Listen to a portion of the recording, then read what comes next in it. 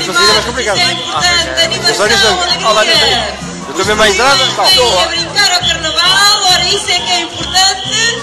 Vamos dar uma salva de palmas ao primeiro grupo que está a chegar em frente ao júri.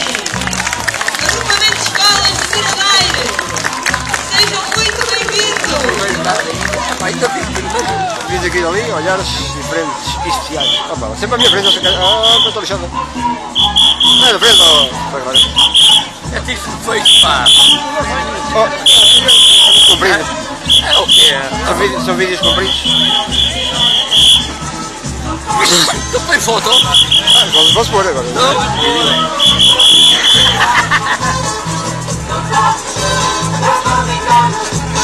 Opa!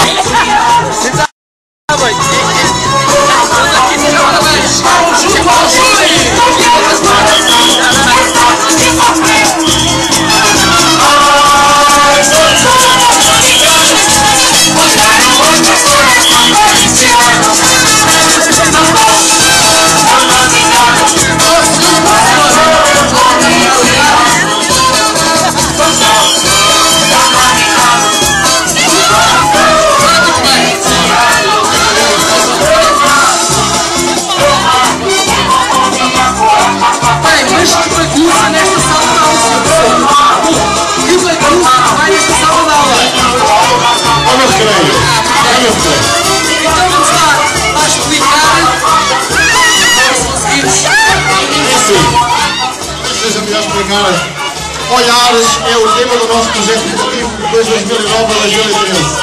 Este ano em especial é olhares diferentes e especiais, porque achamos que todos nós temos um olhar diferente sobre as coisas, tanto naquilo que são as nossas influências antigas de escola, como aquelas que fazemos este ano.